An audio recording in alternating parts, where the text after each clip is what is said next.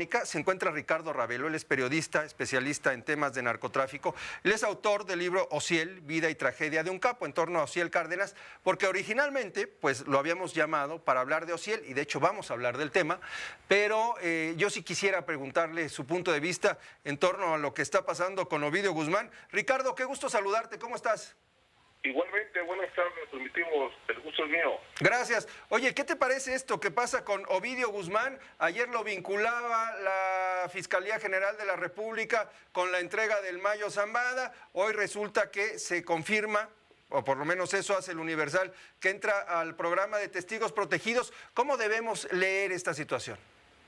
Bueno, mira, la mayoría de los personajes ligados al cártel de Sinaloa, particularmente el de Ovidio es uno muy especial, pues ellos venían negociando ya de tiempo atrás con autoridades de Estados Unidos para acogerse a un programa como testigo colaborador y de esta manera poder reducir las sentencias a las que puedan ser, les puedan imponer en ese país. Y bueno, pues no es solo el caso de Ovidio, hay varios. El caso de Damaso López, también fue el caso de Emma Coronel. En fin, es un caso que a mí me parece que se venía ya trabajando de tiempo atrás. No tenemos claro si realmente él se acogió al programa para obtener beneficios luego de la entrega de captura del Mayo Zambada y de su hermano Joaquín Guzmán. Lo cierto es que han estado siguiendo esta ruta legal de negociar con las autoridades de Estados Unidos y obtener beneficios. Oye, ¿haría sentido esta hipótesis de que Ovidio se acoja a este esquema de testigos protegidos a cambio de entregar al Mayo Zambada? Todo es posible. Yo creo que quizás la negociación pudo ser esa, aunque a mí, yo, personal, de acuerdo con los datos que he revisado, pues queda en tela de duda que el Mayo Zambada haya sido realmente engañado, secuestrado, maniatado y enviado a Estados Unidos, porque justamente uno de los abogados mexicanos, José Luis González Mesa, dijo que llevaban 4 años tratando de llegar a acuerdos con autoridades norteamericanas, de tal manera que, bueno, con base en esta versión, pues se puede considerar, se puede afirmar que lo del Mayo Zambada y lo de Joaquín Guzmán López fue una entrega pactada. Una entrega pactada y no la versión que nos han dado a conocer o las versiones que se han dado a conocer a los medios de comunicación y que siguen bajo una nebulosa, porque no terminamos, ¿no?, por conocer datos oficiales, pues. Exacto, porque mira, el gobierno mexicano está siguiendo el guión que está imponiendo Estados Unidos y los abogados de Zambada, planteando que fue secuestrado, que llegó a Estados Unidos contra su voluntad, porque imagínate, si llegaran a aceptar abiertamente que fueron capturados por el FBI o la DEA en territorio mexicano, pues esto ya tendría un nivel de escándalo muy elevado, a grado de que podrían poner en riesgo las relaciones bilaterales. Claro. De tal suerte que, bueno, políticamente están siguiendo esta versión, hay una carpeta abierta por traición a la patria en el caso de Joaquín Guzmán López, y ahorita ya el día 9, según tengo entendido, de septiembre, inicia el juicio contra el Mayo en Nueva York. Es posible que el Mayo también pueda entrar al programa de testigos, precisamente por ser quien es, uno de los personajes con más conocimiento de las vinculaciones políticas y empresariales con el narcotráfico. Por supuesto, es muy interesante lo que estamos viendo y todavía es incluso fascinante, ¿no?, periodística, informativamente hablando, lo que puede desatarse y lo que puede generar justamente de información el caso del Mayo Zambada. Pero Ricardo, te habíamos hablado para hablar de Ociel Cárdenas, quien hoy fue puesto en libertad después de cumplir 21 de los 25 años de su sentencia. Él fue capturado en 2003 allá en Matamoros, Tamaulipas, cuando era el jefe del cártel del Golfo, un hombre muy poderoso, un hombre muy violento. ¿Qué significa? ¿Qué significa el nombre de Osiel Cárdenas en la historia del narcotráfico mexicano, Ricardo?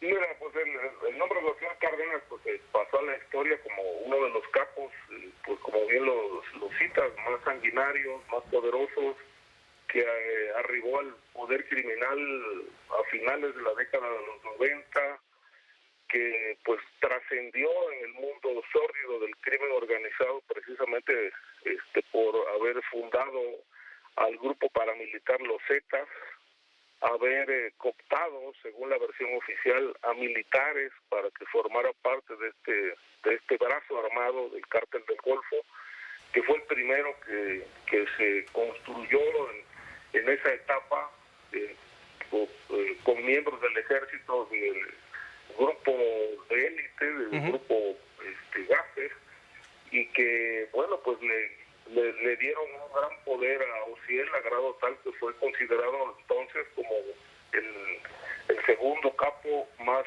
poderoso de América Latina. ¿El segundo capo más poderoso de América Latina? ¿Detrás de quién? ¿Del Mayo Zambada? Detrás del Mayo, por ejemplo, ¿no? Porque en ese tiempo el Chapo todavía no estaba libre, estaba preso. Claro. El Chapo aparece hasta 2001, 16 días después de que tomó posesión Vicente Fox como presidente de la República. Con la fuga aquella de Puente Grande, ¿no? Exactamente. Oye, Ricardo, ¿cómo es que cayó este hombre tan poderoso? ¿Qué fue lo que hizo que al final de cuentas fuera capturado por las fuerzas del orden mexicanas? ¿Fue una traición? ¿Fue un descuido? ¿Qué contribuyó a la caída de Osiel Cárdenas? Mira, fueron varios factores. Primero que nada, hay que recordar que él amenazó de muerte a 3 agentes de la DEA en Tamaulipas, y a partir de ahí, pues el reflector en su contra pues fue más potente. Se le persiguió, aunque costó muchísimo trabajo capturarlo, por todas las habilidades que él manejaba para evadir a la justicia. Por ejemplo, yo tuve oportunidad de hablar con uno de sus personeros, uno de sus guardaespaldas, que se volvió testigo protegido, y me decía este hombre, y todo esto está plasmado en el libro Osiel, Vida y Tragedias de un Capo, que Osiel Cárdenas usaba 31 teléfonos mensuales. ¿Uno por día? Uno por día. Y obviamente estaba siempre rodeado de gente armada. Finalmente, nunca, hasta donde yo pude, digamos, reportear este asunto con la información que me dio José Luis Santiago Vasconcelos, entonces zar de drogas del gobierno mexicano, ellos le pudieron captar una llamada a su hija, porque hablaban cada semana la hija de Osiel y Osiel, y se pusieron de acuerdo para festejar los 15 años de la muchacha, pero el teléfono que intervinieron fue el de la hija de Osiel, y acordaron la fecha del cumpleaños, el lugar, que fue Matamoros, donde tenía una casa de seguridad, y entonces se armó el operativo con la Marina, obviamente con el apoyo de la DEA también, y la clave para dar con la casa era que el día de la fiesta iban a preparar carne asada, de tal manera que pues, la señal fue, ahí donde huele la carne asada, pues ahí estará Osiel. Entonces rodearon toda la zona y dejaron que se llevara a cabo la fiesta, y al día siguiente, muy temprano, cerca de las 6 de la mañana, Osiel Cárdenas fue capturado. Hay un paralelismo un poco con la captura la segunda captura del Chapo Guzmán, ¿no? El ir a ver a su familia le termina costando la libertad. Sí, precisamente por una llamada que no le intervinieron a él, sino a su hija. A su hija, por el otro lado. ¿Qué ha pasado con el cártel del Golfo después de la caída de Osiel Cárdenas, después del ascenso de los Zetas, este fortalecimiento de este grupo armado? ¿Hoy qué lugar ocupa en el mapa del narcotráfico mexicano? Mira, los Zetas en realidad ya son un grupo extinguido, y obviamente del grupo original pues ya no queda nadie, la mayoría están presos o muertos, y del cártel del Golfo pues ha venido a menos. aunque hay que decir que a raíz del triunfo de Morena en Tamaulipas, el cártel del Golfo entabló una asociación con el cártel de Sinaloa, y el cártel de Sinaloa ya está operando en Tamaulipas, como en muchos otros estados gobernados por Morena, asociados con grupos locales, en este caso de Tamaulipas con el cártel del Golfo.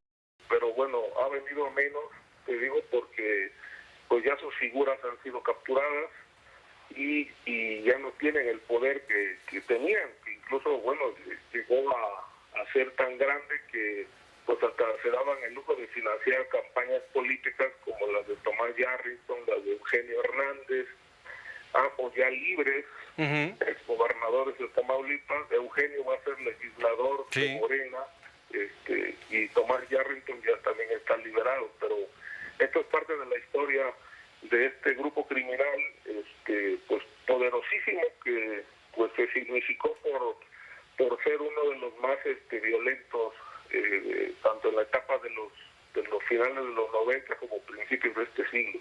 Por último, ¿qué va a pasar con Osiel Cárdenas? Él queda bajo custodia del gobierno de los Estados Unidos. ¿Podría regresar a México? ¿Cuánto vale en este momento Osiel Cárdenas en función de la información que pueda aportar y de su posible operación? Porque finalmente él continuó durante algún tiempo operando como jefe del cártel antes de ser extraditado. Sí, de hecho, después de su captura y su encarcelamiento en el penal de La Palma, fue extraditado precisamente porque hubo un intento de fuga. Hubo una operación frustrada, pero que el objetivo era sacarlo de la prisión, y esto aceleró su extradición a Estados Unidos. Pero en México quedaron juicios pendientes, de tal manera que lo que procede legalmente es social debe ser entregado a las autoridades mexicanas. En México debe de ser internado en una prisión de alta seguridad para que pueda compurgar las penas que todavía siguen pendientes por varios delitos relacionados con la delincuencia organizada. ¿Tendría que ser extraditado entonces? No. ¿O deportado? ¿Cuál sería el término? Porque se quedó a medias su proceso en México. Sí, tendría que ser deportado, es decir, lo que se habla, se ha dicho ya a nivel de las autoridades, es que va a ser entregado en la frontera. Las autoridades mexicanas pues ya lo trasladarán a algún penal para que pues continúe con los procesos que quedaron pendientes luego de su extradición a Estados Unidos. Muy bien, pues Ricardo, muchas gracias por tomarnos la llamada, te mando un abrazo. Igualmente, buenas tardes. Gracias, es el periodista Ricardo Ravelo, experto en temas de narcotráfico, autor del libro Osiel, vida y tragedia de un capo.